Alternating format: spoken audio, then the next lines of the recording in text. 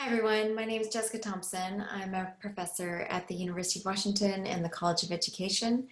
And today we're going to do one of the modules that we've been developing around how to take a critical and cultural approach to ambitious science teaching. This particular module dives into classroom discourse and into a particular tool called summary tables. We'll unpack this idea of what it means to take a critical and cultural stance towards discourse, then think about small group conversations, then whole group conversations, and then have you think with a partner. Hopefully you're engaging in this module with a teaching partner. Have you think together about what are some ways that you can continue to engage with these ideas throughout the school year. So to kick us off, I'd love for you to do a turn and talk with your teaching partner. What are some strategies that you use to create an environment in which students feel comfortable sharing their ideas during science talk? And maybe you want to think about small group or whole group conversations. And then how do you imagine translating this online? Go ahead and pause this recording and then come back after your turn and talk. Welcome back. As we think about conversations for instruction in this fall and in this moment of a race pandemic, we're all focused on instruction online, but we really want to also think about how do we use this moment to disrupt racial injustices and inequitable practices to promote a rightful presence for all of our learners. And you can see on the right-hand side here are some ideas about, about how the white culture can be really baked into things like classroom discourse, and then how do we think critically about that? So, for example, how do we think about moving from protecting power, maybe the power of the teacher, to sharing power in classrooms? And how do we move from ideas about competition to collaboration, which is actually something I think teachers, particularly elementary teachers, are very good at. So we want to leverage this idea and then continue to think about ideas of power and justice and how we can design learning environments for classroom discourse that begins to reshape ideas about who participates in science and how. So what does it mean to be culturally and critically responsive to student discourse? We'll first unpack the piece about what is a critical stance, and then we'll take the cultural stance piece on.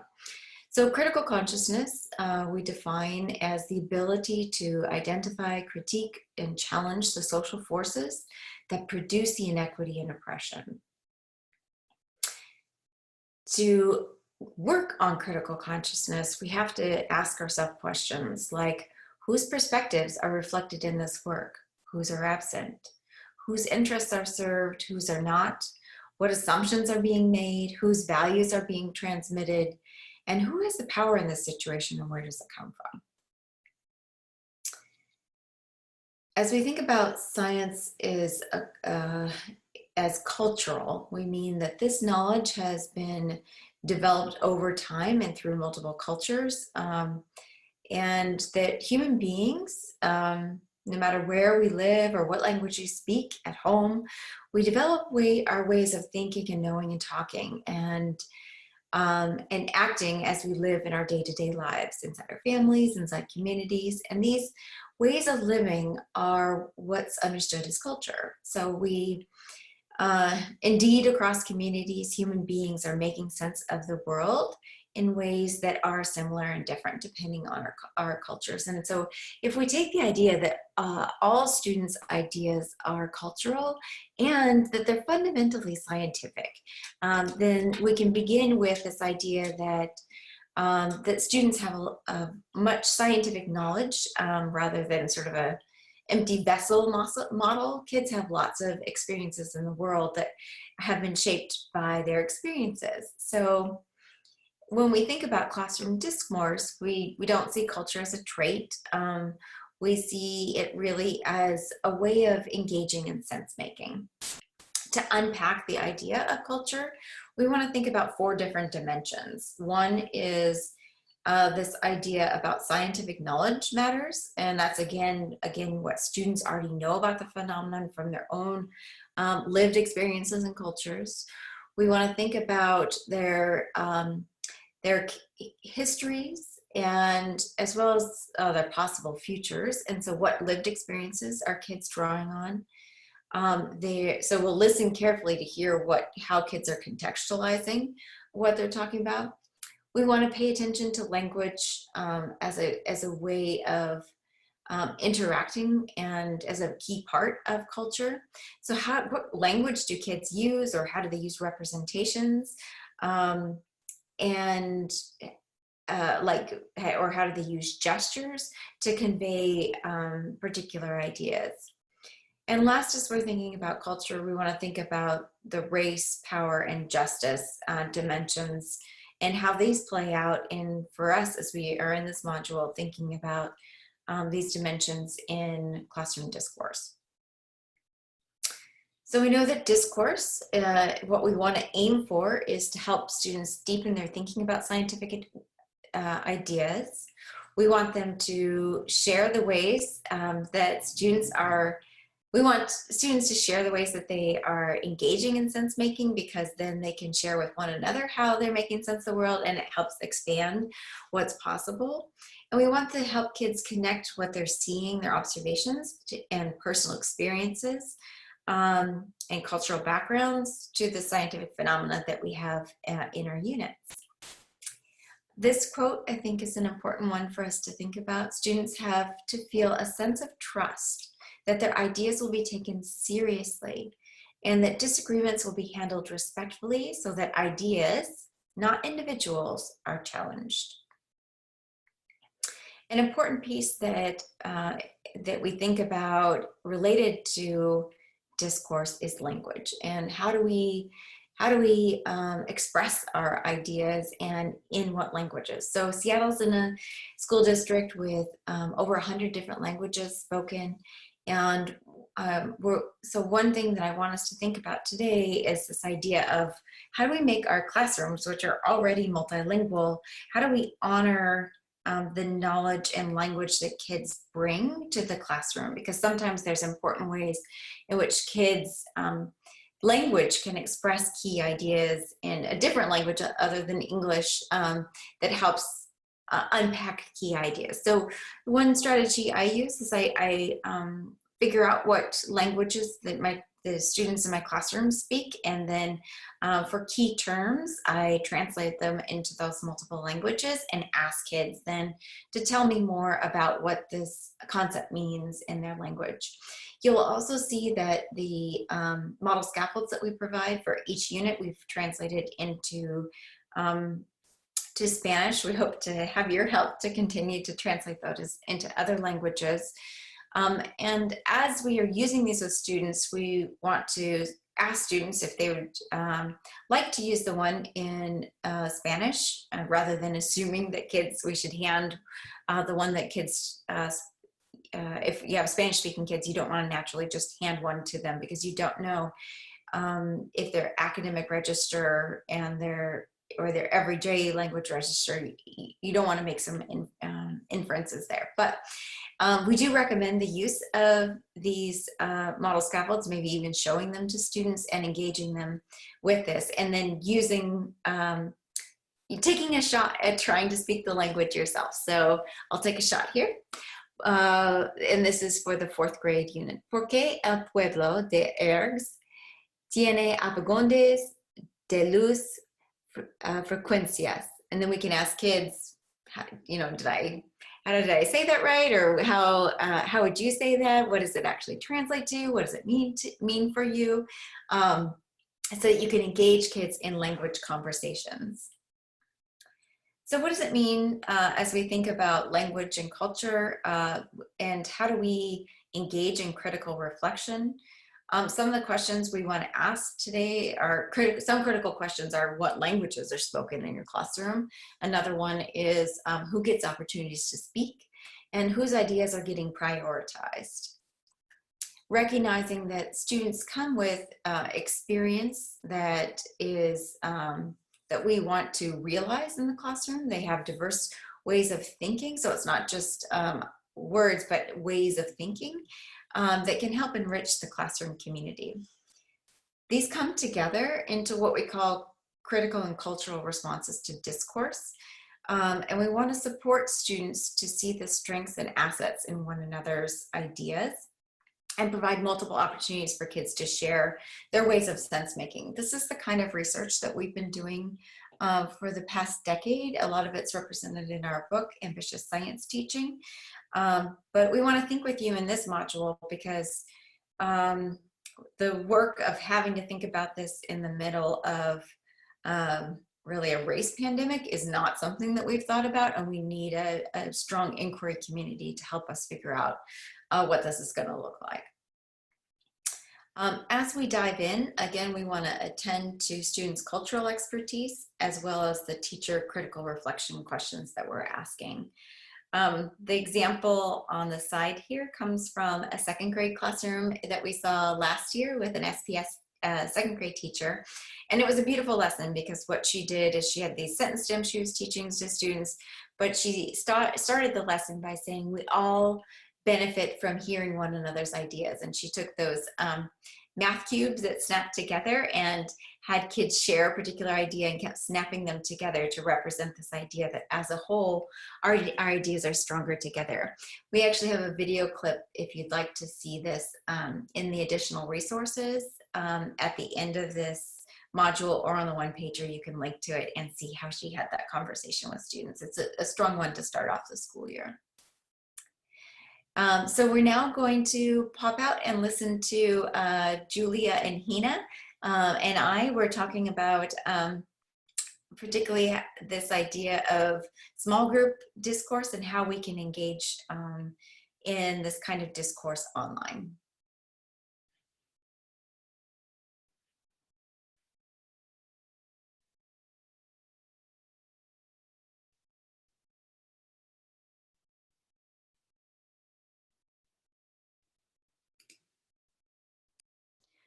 For this segment, we're going to consider how to engage students in small group conversations online. And our resident discourse expert, Julia Ward, is here to help us think through some considerations. We are hoping to, that the kinds of considerations we're thinking about as we're employing different kinds of discourse strategies is that we're attending to both equity in conversations as well as rigor. So how can we help students get deeper into their scientific ideas, to share their reasoning, and really make it so that kids can build on one another's ideas in small groups. Julia, take it away. All right, so one of the first things you want to do if you're going to set up some discourse strategies in your classroom is to have some group roles and to set up some norms. So I have 4 group roles because most of the small groups have 4 students. It's really important to set these up first and make sure that the kids really do know all of the roles. I particularly think it's important that the timekeeper know that they start the group with the learning activity, because sometimes getting the students to start talking as soon as they get into the room can be a challenge. And then having a student who knows that their job is to then come and share the rest of the information with the class. So, and I also like to have my kids try out all of the different roles so that they know what are the roles that they really have as strengths and what are the ones that are a little bit more difficult for them. And so they learn more about like how to work together in a group and be really functional.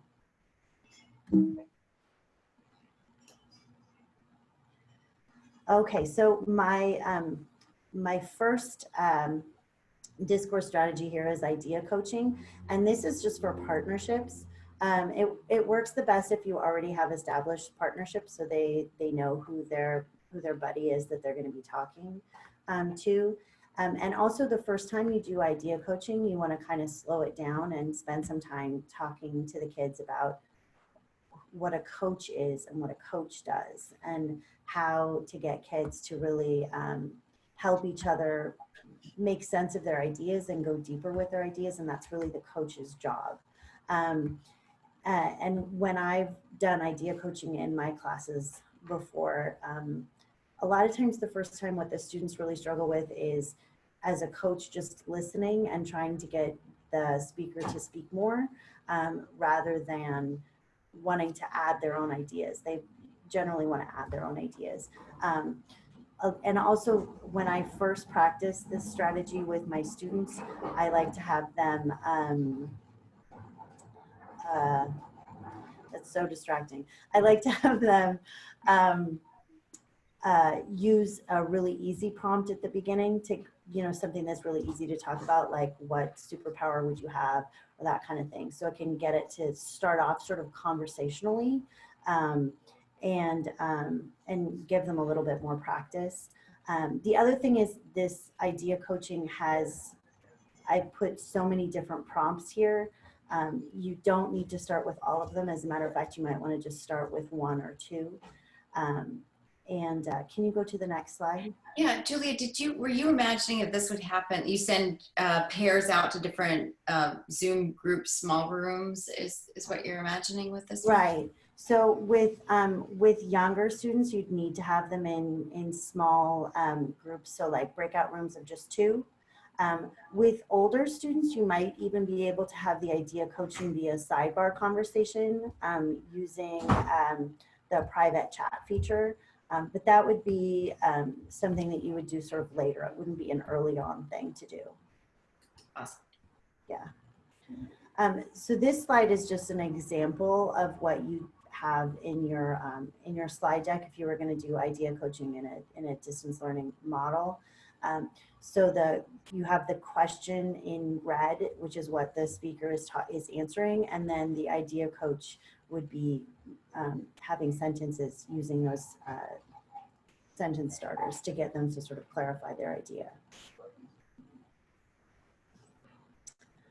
All right, the other partner strategy I have is write pass. This can also be a claim pass. It's the same strategy, just what they're writing is different. It would be a claim instead of writing. And the students can also do this two different ways as a discourse strategy. So one is they can just write on a piece of paper and show the piece of paper to each other that way, right? Or they can do it, if they can type it as a sidebar buddy chat, like in the chat feature, and that also works.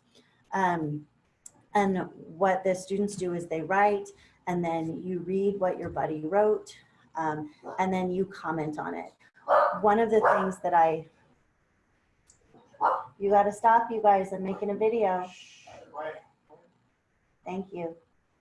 One of the things that I tell my students is that they really need to comment on the ideas, not on spelling or grammar or punctuation, or sometimes they want to comment on penmanship. I mean, goodness gracious. We just want to comment on ideas because we're trying to help our partners, clarify their ideas, right? Make their ideas more understandable. And you can also give them some sentence starters right at the beginning to help them with the comments, because I find that writing comments on your buddy's note is the harder part of this. It's not the writing, it's the commenting part. That's something they don't really have a lot of practice with. They do get really good at this eventually though, and you can take away some of those sentence starters because they do get really good at it. And then responding to it, the last step is also really important because you want to read what feedback you got and then decide how to respond to it, right? Like, how can I take this question and add more to what I wrote, right? Or revise my idea. All right, so now we're getting into strategies where you're going to have groups of 4. So this is when you're going to use those science roles, right? And again, with the discussion diamonds, you can do it a couple of different ways when you're doing it remotely. One is they can write it on the paper again and show it to each other. And the other thing that they can do is they can use something like Google Slides or Seesaw, and they can create it digitally to show to each other. Um, and then in a group of four, you take turns showing your work to each other. And then after everyone is shared, the real magic happens when the kids talk about what they saw sort of in common in everybody's idea, what was different, what were some interesting things. And then they decide what what are the ideas they want to highlight. So it doesn't always have to be consensus. I think the kids can get stuck on it just always having to be like 100% consensus. What do we all agree on? But it can just be like, what do we, what do we like, right? What do we want to highlight? And then if they all have their own separate documents and they don't have a shared document, they can just circle those ideas or add those ideas right onto their original one, right? Whereas but you might have some kind of platform where they can actually change on a common document as well. And then you decide who's going to want to share their ideas with the class as the last step. This seems like a really good strategy for when you're having kids go back and revise a model and think about what they're going to add to their model and then share it with one another Right. and then This go back. this is a good like sort of halfway or almost to the end kind of activity where the kids have enough ideas to really work with and grapple with and where it makes sense to spend this kind of time like digging into and sharing each other's ideas and evidence and kind of deciding what to highlight. Awesome. Okay, so Stay Stray is the other group of four. And you can see I put all the little computers on here. So again, this has been modified by yours truly to make it a distance strategy. So just like in the last one, this is one where the kids in group of four, come up with something together, like an idea together, or it could be used as almost a jigsaw that way, like if they all have different big pieces of something, and they all share it together, and then 2 students stay in the original room and 2 students go to the main room again. And then all of the students that are in the main room are dealt out evenly back into the other groups. And the students that get dealt out to the other groups, their job is just to listen. They're not sharing. So those when you have one student from group one, maybe their job is just to listen to the other group they went to. And then when they go back to their original group, they share what they learned, right? So then each group will end up having 3 different opportunities to share ideas. And the reason why 2 students are staying is really, it's really a way to help students feel more comfortable, because it can be a lot of pressure for just one student to share all of the ideas that the whole group came up with. But if there's a partnership, I feel like it's just a lot more comfortable. I mean, if you imagine, if it's just one you and then you have 3 other people that you have to share your ideas with, that can be, I don't know about you, but that would make me really anxious. But if there's 2 of you, then it's like no sweat, like, oh yeah, let us tell you how it's going, And it's then like such a good way to get ideas flowing, through a class, because like you can, and I was just thinking digitally, it's almost like you might actually get more ideas if you're sort of moving around to different breakout rooms. And yeah, and the nice thing digitally too, and we've been playing with this a little bit, is like with things like Google Slide or OneNote, where the students can already sort of see each other's work. They already kind of naturally want to go look at what other people are doing. Like if I know I'm working on something and I can go look at what all the other groups are working on just by scrolling, like I'm gonna scroll. So this is a great way for kids to, to really then be able to talk about what they saw in other people's group. which is so important, K1 too, because they'll have drawings and not a lot of words. And so they'll need to hear from one another about their ideas. Oh yeah, and particularly like K2, right? I mean, you learn so much more from somebody by having them describe what is going on in their drawing than you would from just looking at it. Yeah. All right, so the do-si-do is another strategy for groups of four, and this is more of like if you're looking for kind of uh, a faster way of getting some collaboration going on.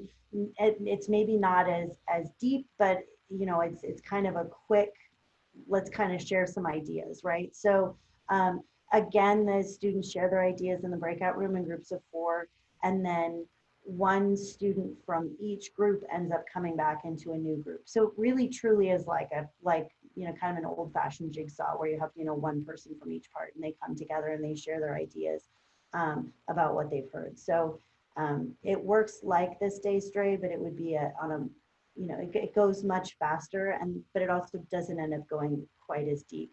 This might be a strategy, therefore, that you would do later in the year when they already like are really trained at like wanting that depth. So then you can kind of lay off on the structures a little bit because they'll already naturally go there.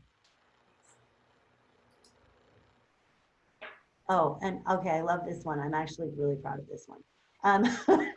Just the adaptation for online. So the in-person strategy of the agree disagree line, they actually like move their whole bodies like to the front of the room or the back of the room. But doing it in a digital space, the students are just going to imagine there's a line, right? And like if you agree, you're going to point towards the top, and if you disagree, you're going to point towards the bottom, and then in, you know, or in the middle, right? So if we said something like, Jessica, what was the one that we had practiced? The the mother and the offspring and spruce. Yeah. So if what was the question? If What was the question? spruce is Yes, the question was, spruce's offspring will survive as well as their mother. okay, so if I say spruce's offspring will survive as well as their mother, and then I have my whole class, so my class is just the three of us, everybody can point to if they agree up here or disagree down here, right? And then see, we have kind of a differing one, right? So Hina, why do you, oh, it looks like Jessica and Hina disagree a lot. What do you guys disagree with that statement? Do you guys have any evidence to back that up? I think they're going to get eaten the second they get into the water. The second they get in the water? Or maybe even the birds will get them before they go out into the water. Yeah. You know, listening to your evidence, I've actually seen that too. So I'm going to point down here too, right? So I think I do disagree with that statement more, right? And that's how you do it in class too. And it's great. You have to kind of imagine it with like your whole screen tiled with your kiddos and they're all pointing. And you can pick out a kid who, you know, looks really eager to share what they think, and you can watch them as their fingers change, right? Because as they listen to other people's evidence, they're going to change their ideas. And that's what happens in science all the time, right? And was it Jessica or Hina who brought up the idea of wearing the mask? Like wearing masks. Yeah. Our idea of wearing it has evolved over the past few months as we've had more evidence about whether or not it works. Right. So our ideas change, and they're supposed to change because that's how science works. They change as we get more evidence. Okay, thanks. And then did you guys want to talk about the discussion stoplight? I know the teachers got a lot of this in the PD. Yeah, just a reminder that it's a tool to help, especially we've used a lot in K1 too, the younger kids, to help them. The important part is to help kids keep track of how much they are using, just to help them reflect on how much are they using the strategy of repeating versus actually adding a new idea or adding on to somebody else's idea. All right, and now that Julia shared like this big bag of discourse activities, we wanted to let you have your turn and try one of them. So we would like you to try out Right Pass, and this is something you could do with your sidebar buddy. And here's a prompt. What cultural knowledge, so home and community experiences, might your students have about the phenomenon in your current or upcoming unit? And sidebar buddies, in the chat, please acknowledge your partner's ideas and add on. Enjoy. and take about maybe 10 minutes to do this activity.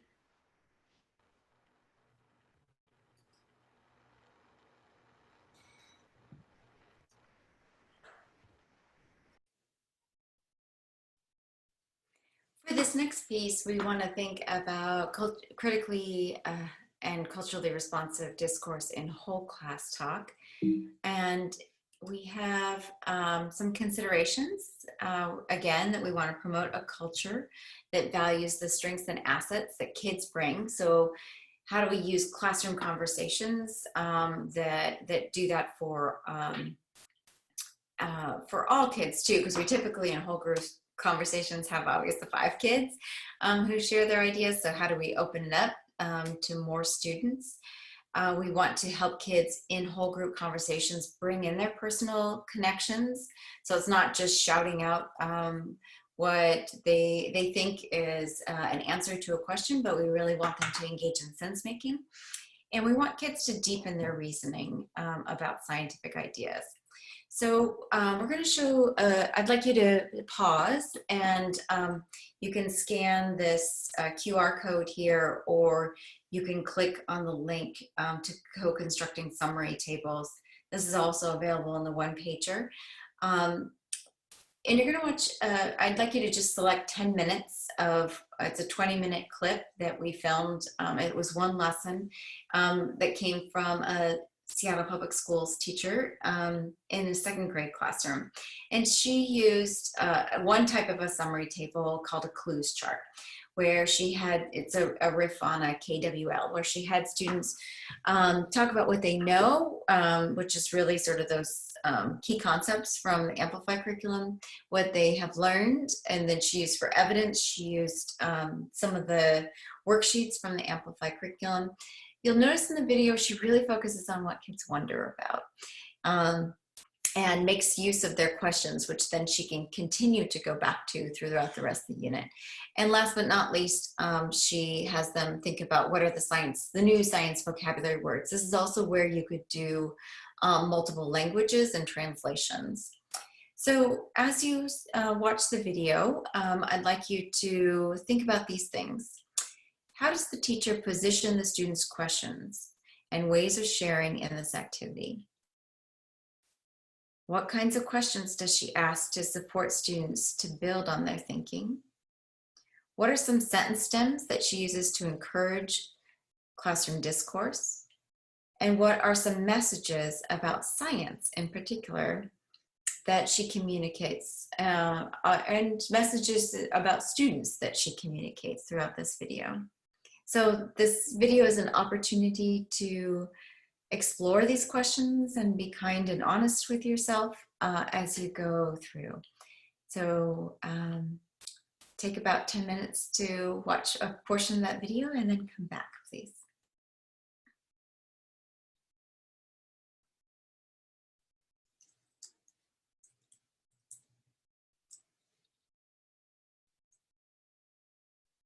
Welcome back.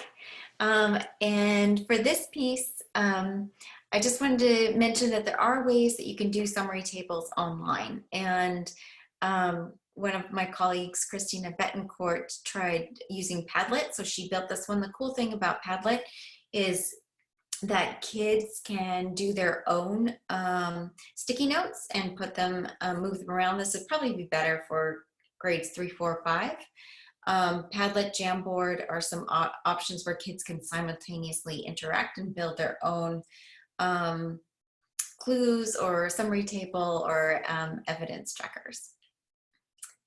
And last but not least, I want to help you think about how do we continue. So this module can only do so much, but it's really that where this comes alive is when you get to be in front of your students and trying out some of these ideas. But we know that through that teachers who really change their practice are ones who engage in risk-taking with how they teach. So they take what we call principled risks. And they do this with colleagues. And so that's partly why we want you to think about what's something you can try and then have a teaching partner you can talk to.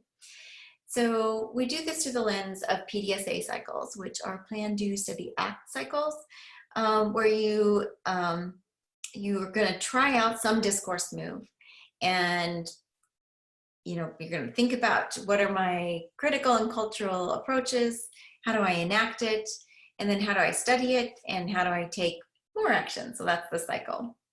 And honestly, we hope to learn from your ideas, because we are in some unfamiliar territory about how we engage in online discourse with students while attending to race, culture, power dynamics, language, and how those all interact online. So we're looking forward to learning from you. So find a lesson, maybe go into your, we'd like you to open up the PowerPoints for your upcoming unit and look for the discourse strategy icon, and then think about, with that icon, go and look at the notes down below, and there should be more about a talk strategy that you can embed, so take a look at that. If there's not a suggested one, go ahead and choose one that either Julia mentioned, or think about maybe embedding a summary table or evidence tracker. And consider how, with your partner, we'd like you to just choose the same lesson, and then think about, how can you build a culture of trust for sharing ideas? How can you support students in deepening their thinking in respectful ways? And then how do you support students to honor and reflect on each other's contributions? I was just thinking too, as you move to this online there might be some good gestures to use, like many of you use the agree sign, and in ASL this is respectfully disagree. So you can think about what some of your sign languages are that you use with your students as you move to this online environment. Anyway, as part of your, maybe that's a strategy that you want to try out. Then what we want you to do is study it. So this is a tool. So after you do some sort of inquiry, we want you to think about, we call this the RSST, Rapid Survey of Student Thinking. And it's how to attend to science, language, race, and history. And so you're going to think about these different dimensions. So after you teach the lesson, use this to then take notes. And I think it's sometimes too much to take notes while you're teaching. So maybe after your teachings, pause and then share this with your teaching partner, whoever you're doing this module with. I want to end with a quote from my colleague, Dr. Banks, who helps us understand that poverty, race, and gender, and being a language learner is not a disability. Not disabilities. They are part of who we are, but they're that don't change. And really, if we tap into these identities and ways of being, there are ways to interrupt oppression. So I'll leave you with this quote. If education is to empower culturally and linguistically diverse students, it must be transformative. Empowerment can be described as students' academic competence, self-efficacy, and initiative. We want to learn from your experiences. So we'd like you now to complete this exit ticket. You'll earn 2 clock hours for participating in this module with us. And we're hoping that you'll continue to try out these ideas and then touch base with us again later in the fall, or reach out to us, and we'd love to just hear how it's going. And I'll leave you also with some resources. There's some video resources. Many of these videos, some of them were shot in SPS classrooms, the first 3, and then we also have one that we filmed with the teaching channel in a 2nd grade classroom about agree, disagree T-charts. So all of these are some video examples, and then a few readings. And I do want to call attention to this STEM teaching tool with a talk flow chart, because I think that has some good suggestions about how to guide your discourse. So thank you all, and I look forward to continuing to learn from you. Take care.